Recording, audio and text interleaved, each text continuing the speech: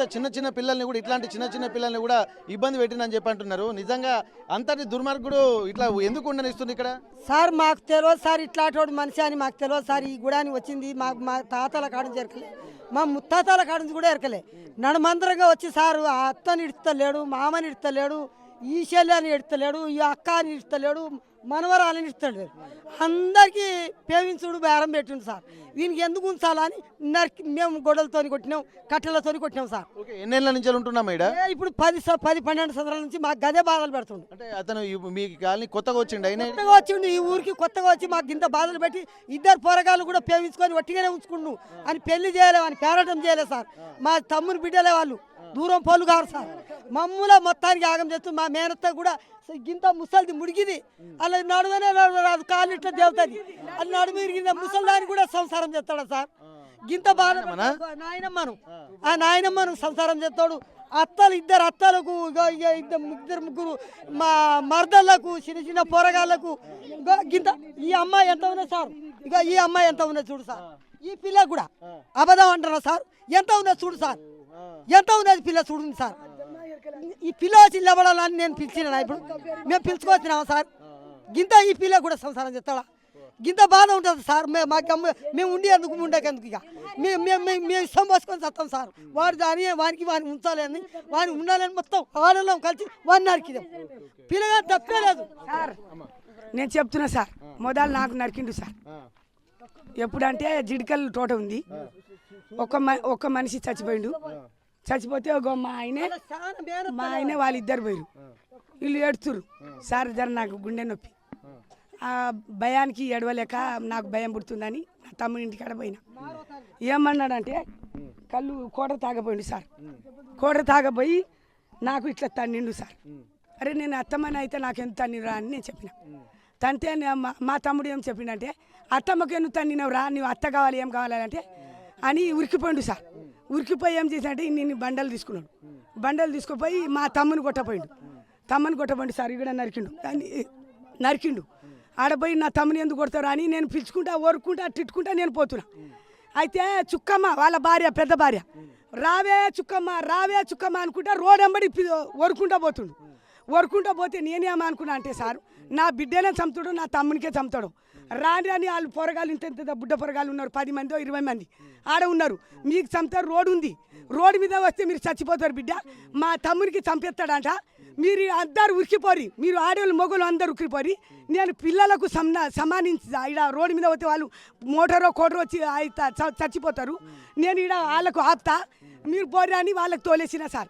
తోలేసినాక sir ఏం చేసిందంటే, వీళ్ళు ఏడుతురు చేస్తురు. మా చెల్లె మా మాయన ఏడుతుండు. ఈ ఏడుపుకు చూడక నాకు గుండె నొప్పి సార్. అందుకే నేను భయపడి నేను చచ్చిపోతా ఏడుపు చూస్తే అని ఆడపోయినా సార్. ఆ పొరగాళ్ళకి అందరికి నేను దగ్గర ఉంచుకుంటే ఆడు ఏం చేసిందంటే, నేను దెబ్బ పోయినా ఆడు ఒక్క పిల్ల ఉంది సార్. ఎవరంటే రమేష్ బిడ్డ, ఇగో సుభద్ర బిడ్డ, వాళ్ళు పొరగాలు ఇటు అటు ఉరికినట్ట కత్తులు తీసుకున్నాడు సార్. సూరు కత్తులు తీసుకొని నూరి టోట్లో ఉన్నది ఒకటి ఉన్నది. ఇప్పుడు చచ్చిపోయిన మా చెల్లె ముసల్ది టోట్లో ఉన్నది. టోట్లో ఉంటే ఇక నాకు తీసుకోపోయిండు. అత్తమ్మ ఇగో మీ ఆయన ఆడ తీసుకురామంటుండు, అట్లా పోదాం అత్తమ్మ అంటే, నేను రాను అన్న, నేను రాను అన్న. నువ్వు రావాలి అత్త, మీ ఆయన ఇటు రామంటుండు, నువ్వు రా అత్త అంటుండు. నేను రాను నాకు నేను ఎందుకు వస్తారా, ఇట్లా పోదాం రాన్న. ఇగో మీ తమ్ముడు వచ్చి నాకు చంపుతాడు, మరి ఇట్లా పోదాం రా అని చెప్పింది సార్. పోదాం రా అని చెప్పి ఇక తీసుకోపోండి సార్. ఈడికెళ్ళి ఎంత దూరం అంటే గో ఆడదాకా సార్, ఆడదాకా తీసుకోపోండి సార్. మొత్తం అన్నీ మన ఏంటంటే లంకిరి తీసిన పొక్కలు ఉన్నాయి టోట్ల, ఆడదాకా తీసుకోపోండు. కయ్యలు ఉన్నాయి, కయ్యల తాను తీసుకోపోయిండు. ఏమన్నా అంటే ఇట్లా పట్టుకున్నాడు సార్. నాకు ఇట్లా పట్టుకొని నా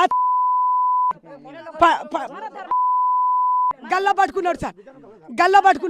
ఇగో ఇట్లా గల్లా పట్టుకొని సార్ ఇగో కత్తి తీసుకున్నాడు సార్. కత్తి తీసుకొని నేను అత్తమ్మని అయితే నువ్వు అతనన్న ఇట్లా గల్లా పట్టుకున్నా సార్. కత్తితో ఇట్లా కొట్టిండు సార్. కత్తితో కొట్టి ఇగో 26 కుట్లు పడ్డాయి సార్. 26 కుట్లు పడ్డాయి. ఓ నాయన ఉరికిరారి, అయ్యో నేను చచ్చిపోతున్నా, ఉరికిరారు నాయనో అనగా నా బిడ్డ వచ్చింది సార్. ఇప్పుడు జైల్లో ఉంది చూడు చుక్కమ్మ, అది ఉరికొచ్చింది. ఇంత ఒడ్డు ఉంది సార్.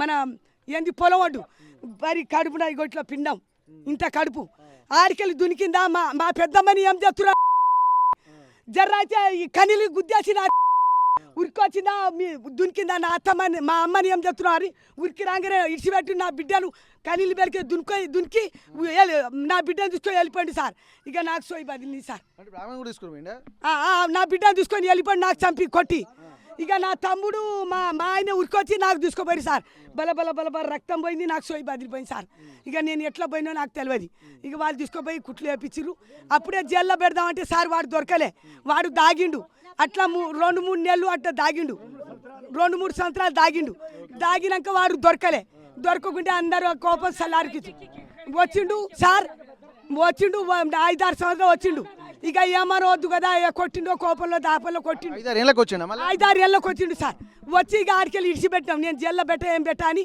ఇక మేము చప్పటిదాకా కూకున్నాం సార్ గంతే సార్ నాది అయిపోయింది అంటే మహిళలందరూ కూడా వచ్చారమ్మా మహిళలందరూ వేసారు సార్ అందరు కొట్టారు అందరూ కొట్టే మా మరిది ఊరికి వచ్చారు సార్ మీ కొడుతున్నారని కొట్టుతోటి వేసాడు సార్ అంటే ఇప్పుడు అందరూ బాధితులే అంటే వాని బాధితులే ఉన్నారు అందరూ చూసి కొట్టారు సార్ మేము ఉన్నాం అంత బాధ మేము ఉన్నాం సార్ మా మరిది తప్పు లేదు మా తప్పే మేము కొట్టగానే కూతగానే మా మరిది వచ్చి మేము చంపుతానే ఊరికి వచ్చి గోడుతో కొట్టారు సార్ మా మరిది తప్పు లేదు సార్ పట్టుకుపోయి సార్ పోస్టులు పెట్టి కాలనీ వాసులు ఉన్న వాళ్ళందరికీ రక్షణగా ఉండాలంటే వీడి పీడ ఒడిగించుకోవాలన్న దాని మీద నా మరిది అందరూ ఏం చెప్పాలని నా చిన్నపిల్లలు ఉన్నారు ఆకు నా చిన్నపిల్లలు అయ్యా జర ఆగురి మా చిన్నపిల్లలు నా పెద్దలు ఇంత భాష చెప్తారా నా చిన్నవి చప్పించిపోయిండు ఇదేంది నేను కొనడతారు గొడ్డుతూ కొట్టిన సార్ చచ్చిపోయి నడుస్తాను నా మరిది నా మరిదే అందరు చంపేశాడు నా మరిది మీద కేసు వద్దు సార్ కేసు పెట్టడానికి మేము అందరు పోయి చేస్తాం ఇక్కడ వీళ్ళు చెప్తున్నది ఒకటి గమనించాల్సింది ఎందుకంటే తమ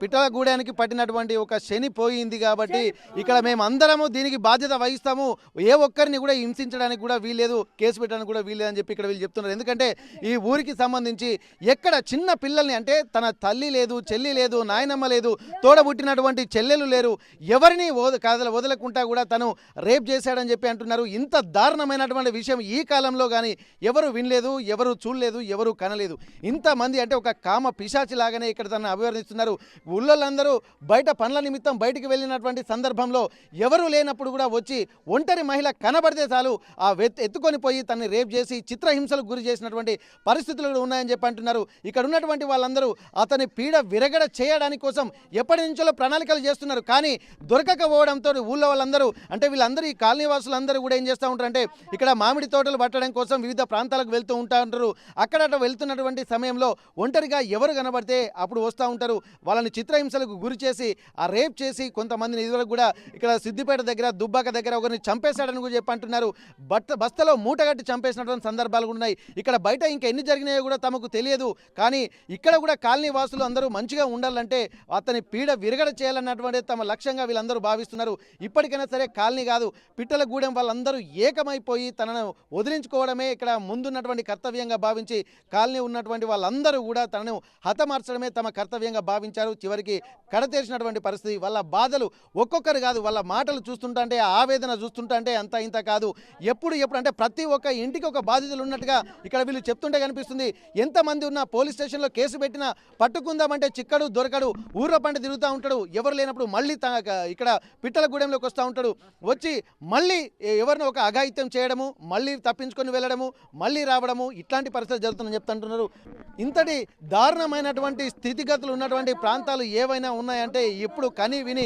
ఎరగని వాతావరణాన్ని ఇప్పుడు మనం చూస్తున్నాము ఒక్కసారి అసలు ఏం జరుగుతుందో తనతో మాట్లాడదాము ఏమైందమ్మా మాకు సార్ రాత్రి 1 గంట రాత్రి వచ్చి మాకు ఆడళ్ళు కూడా చూడలేదు సార్ అంత ఘోరం పరిస్థితి చేస్తేనే మేము అందరం కలిసి గొడ్డలతో నరికిన ఆయన చంపిండు కాబట్టి మాకు ధైర్యంగా ఉన్నది ఇప్పుడు మాకు భయం లేకుండా పోయింది ఆ చావాలనే చంపినాం మా మొగులు అయితే ఒక్కరు కూడా రాలేదు సార్ మా తమ్ముడు తప్పు చేయలేదు ఏం తప్పు చేయలే ఆయన చంపేసినాక మా అక్కలు చెల్లెలు ఇంకా ఏమన్నా చేస్తాడా అని చంపినాక వచ్చి గొడ్డలతో నరికిండు కానీ ఆయనకి తప్పు ఏం లేదు అంత తప్పు మాదే మేమేం చంపినాం ఆయన శని వదిలించుకోవాలనే చంపినాం మేము మాకు ఏం తప్పు లేదా మా తమ్ముది అసలు మా మొగలే ఒక్క తప్పు కూడా లేదు ప్రతి ఇంటికి బాధితులే ఉన్నారు ఆయనకి బాజుత్రే ఆయన చంపాలనే చంపినాం మేము ఆయన మాకు మస్తు ఇబ్బంది పెడుతుంది ఆయనే చంపినాం మేము పోలీస్ కేసు చేసినా కూడా ఆయన దొరకలే లాస్ట్ మా దగ్గర వచ్చి దొరికిండు కాబట్టి రాత్రి చంపేసినాం మేము అందరం కలిసి చంపేసినాం అంటే ప్రతిసారి తప్పించుకొని తిరుగుతున్నాడు ఇట్లా